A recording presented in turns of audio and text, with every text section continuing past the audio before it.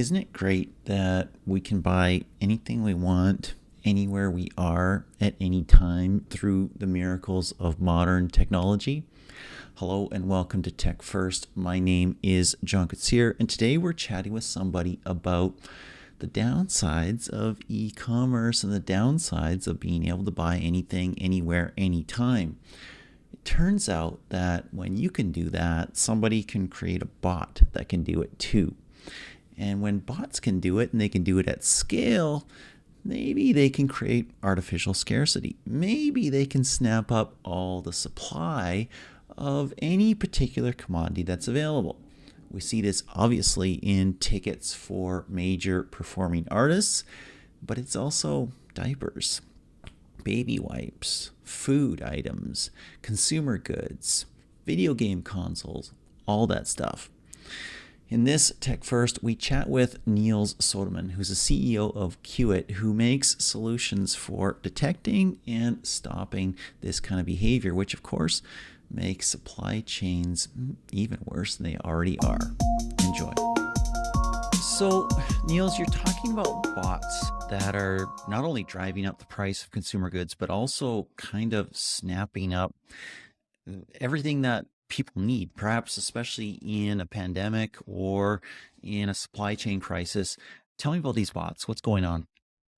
So, first of all, bot is becoming a increasing issue, and the research we have and are seeing from other places indicate that more than 30% of the traffic on the internet is actually bot trying to do different tricks to leverage whatever they are up to. Uh, if we talk about like bots in general, where they go and take goods away from the market. The idea is obviously at scale to resell it at inflated prices and thereby making a profit. Right. You've mentioned that this has happened with some commodities that are, uh, you wouldn't think it. I mean, baby formula, other vaccines, other things like that. Talk about that. What has obviously become the game on the internet is that each time there is a possibility of actually doing arbitrage on anything, there will be organizations behind the bot that are willing to go and snatch the stuff out of the website and then find a way to resell it. It can be, as you mentioned, everything from baby formula. It can be work permits to actually go into Quebec in Canada. It can be reservations for vaccinations. Then the obvious stuff is like ticketing, where you buy the tickets out of the big portals and then resell them. But it can also be commodities like PS5s that are put into the market by the producers. These bots here then snap them, buy them at $400 and resell at 1,000 and basically put $600 in their own pockets. Who's doing this? Is this organized crime? Is this just entrepreneurs who have found a niche? Is this individuals? So it becomes very clear that it is getting more and more organized. And I think that the largest incorporated company doing this here probably have on at least 200 employees. Many sitting offshore, meaning in lower salary countries in Asia, and are helping on doing all this here. So it's pretty organized. If we talk about the ticketing in North America, there's probably 40 organizations at least that are snapping tickets out of the primary market. Again, if we go into another kind of setup where it's sneakers, we believe that there is at least 100 organizations that either directly or in a setup where people can sign up to get access to the sneakers.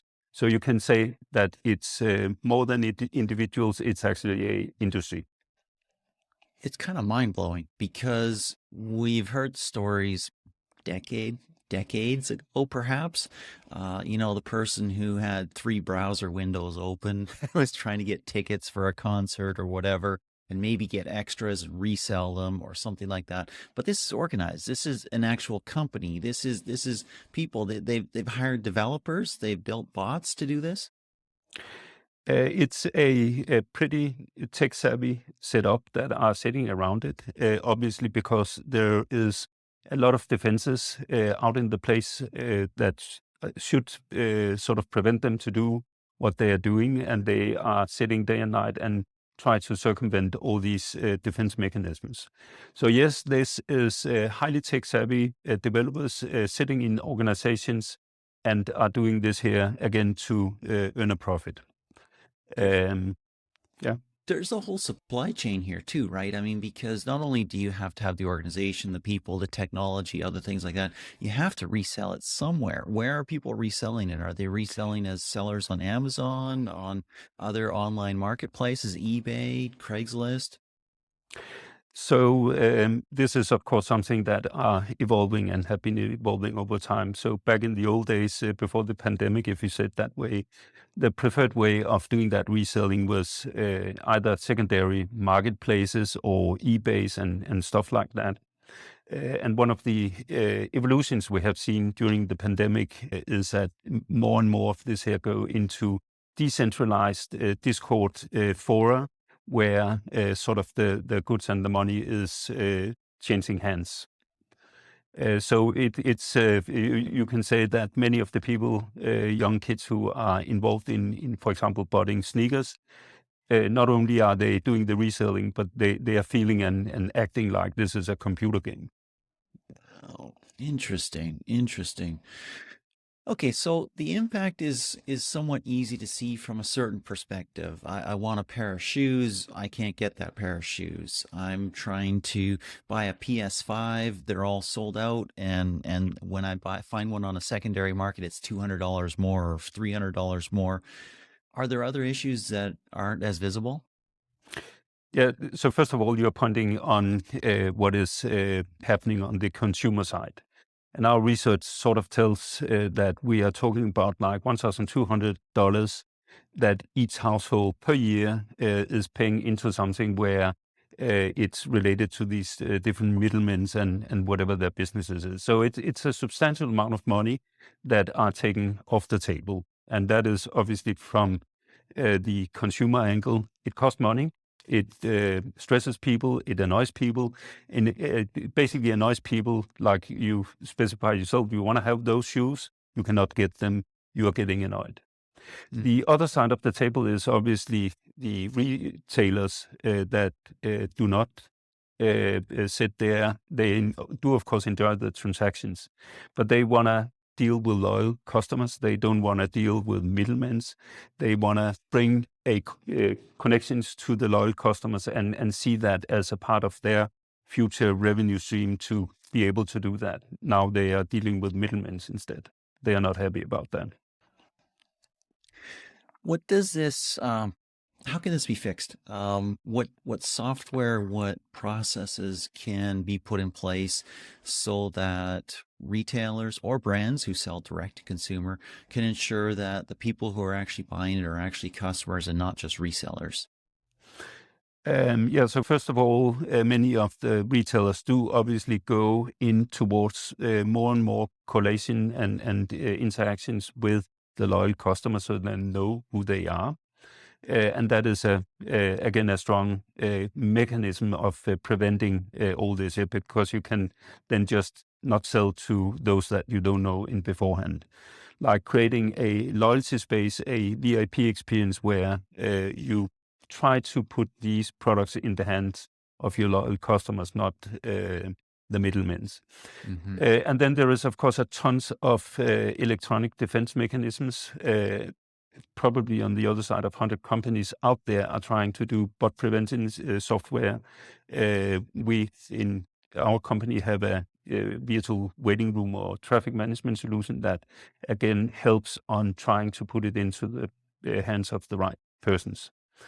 And then at the end of the transactions, many of our customers do actually try post sale to go and figure out if they're sending the stuff into the right addresses and are actually canceling orders if they believe that it's not going in the right direction. Interesting, because there ought to be, obviously there's some signs, hopefully, technically when a bot hits a server on the web or other things like that. But bots are pretty good. They make them pretty smart. But each bot has to have a credit card that functions, right? Each bot has to have a shipping address where it goes. And is that one of the ways, or those couple of the ways that you can correlate, hey, this is not an actual human who's buying this? If you talk about the credit cards, again, back in the old days, a handful of years ago, that was a mechanism. But it's pretty easy for these organizations that I talked about, like to get their hands on thousands and thousands of credit cards, because the opposite side of the equation here regarding privacy allows credit card companies to issue credit cards with rolling numbers. Meaning that you can use the credit card for one purchase. So you can, even as a private person, probably get like your hand of 1,000 credit card numbers that goes into the same banking account without the payment provider and the other end being able to identify that it's you holding those 1,000 cards. Wow. When it goes to shipping addresses, it's a little bit more difficult because that is a physical entity. But I can tell you some of the best botters can easily get their hands on 1,000 delivery addresses. Family, friends, post offices, and a lot of post boxes and whatever. So it's not difficult to circumvent the protection mechanism even in the physical world. Talk a little bit more about this $1,200 per household that you mentioned. That's $1,200 extra that a household is paying. Are you talking Europe? Are you talking North America? For things that are above and beyond the actual cost of those things. How'd you arrive at that number, and where's that relevant to? Yeah, so the cost here is of course like coming from the resale market. That's obviously one of the places. And just to give you like the size of the resale market in sneakers, that is probably 2 to 3% of the entire sneaker market. Just to give you that piece of information, and then it's everything correlated to the entire setup on these bots here, where again the retailers need to buy more capacity. They need to buy bot preventing software, and they need to hire engineers to be able to help on solving this here. You have that post transactional setup where a team is sitting and verifying credit cards and delivery addresses and so forth. All that does, of course, come at a cost. And at the end of the day, it's only the consumers that can pay for it. Yeah. This is frightening in some respects. In one respect, hey, it's free enterprise, make it happen, find a niche, extract value. Laissez-faire, if you want to look at it that way. On several other angles, it's injecting costs that shouldn't be there, that aren't real. It's layers between an actual manufacturer or brand and their customer that don't need to be there. But also, there's potential for real danger here, real societal danger. We've had it with COVID. We've had it with the shipping crisis, supply chain crisis, where people can't get commodities that they actually need. We had that with toilet paper. We had that with, believe it or not, I mean, you know this, obviously, everybody knows this, baby formula, an essential commodity. Are these people exacerbating, making these situations worse by buying up in bulk? So to start answering the question, like that someone cannot get their hand on a PS5, people can sort of survive that if you said that way and postpone their purchase. Some people can postpone that purchase, but when we're going into something where it's necessary and people are buying it up in volumes with the purpose of earning a profit, that comes relatively close to being like cheating. If you say it that way.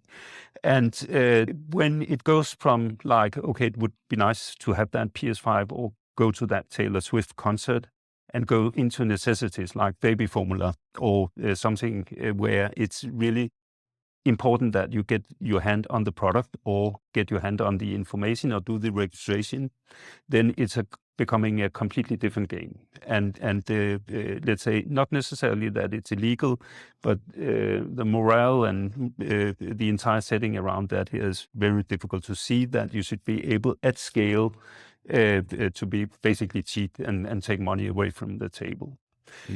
And maybe to give a pandemic sort of example that we were involved in. This was Brazil, summer 2020, sort of in the worst weeks of the pandemic in Brazil. A nationally owned bank in Brazil needed to hand out money to citizens week-on-week basis for citizens to actually be able to survive the next week, to buy food, to buy necessities. We had 50 million people in a queue on a Friday to get into an app to get what is like critical in the sense of getting those money and move that forward. Here we are playing with something where it's way, way beyond a organization just cheating and earning some money on a PS5, if you get that topic here. It also like if you really like elevate it here, we have war in Europe, in Ukraine. Citizens needs to go and figure out what is going on. They need to go and get information. The same in Florida with the Hurricane Ian. Like people are hurt, they are suffering. They need to get access to information, to do registrations, to sign up, and so forth. Here we are talking about like issues that are well beyond the simple just earning a little bit of money on this here. And when people are starting in those situations to misuse the internet, then you can say that should not be allowed in any sense, whether it's legislation or morale or for any other purposes. We talked a little bit about it already, but maybe spend a couple minutes on it. What does your software do? What does your company do to ensure that somebody isn't getting cheated and that brand isn't, or retailer isn't selling all their stuff to people who are just going to upcharge it? Yeah. So Qt here has a traffic management virtual waiting room queuing solution that are put into play when these retailers and other organizations have a peak situation where the demand exceeds the supply. And again, it could be like a consumer electronic component. So what we're doing here is to take them into that queue. So first of all, people are lining up and are treated in a fair manner, so that if I come before you in that queue, I'll be able to go and do that purchase before you. Then while all that waiting goes on, we are trying to eliminate the bots by a number of different electronic signals, but also try to do something where we have correlated it to sort of their loyalty score in whatever platform that they're signing up for, and therefore trying again hard to take the resellers and bots away real time. Interesting stuff. We've seen it before in financial markets where the ability to kind of instantly trade sometimes does unpredictable things in terms of pricing, in terms of runs on certain digital commodities, stocks, bonds, other things, or crashes as well. It's kind of a scary thing to imagine that since we're transacting actual physical commodities, goods that we need to survive in digital ways, we could see similar things there where all of a sudden the bots are see an opportunity, buy up the market, and boom, all of a sudden the price is 2x, 3x, 4x, and then it goes down again next week. And it's a very brave new world, shall I say? It is definitely a world and a world that had evolved in a, let me say it that way, negative direction during the pandemic. And exactly why it have increased so much during the pandemic is, of course, difficult to say. But let's say that people have been spending more time in front of the screen. The potential arbitrage and earning money on it have been substantially increased during that period. and the sophistication of the organization doing the botting here is obviously also increased. So you can say that it's something that definitely goes in the wrong direction where we are now. And if we're not sort of as societies and countries are trying to get a little bit of better control on it, this is going to take off because it's not like only sneakers and PS5s or whatever. It's to whatever new arbitrage possibility, these organizations are simply just moving their tools toward that. And arbitrage and everything. Wow. Yeah. Thank you so much for this time. Cool. Thanks.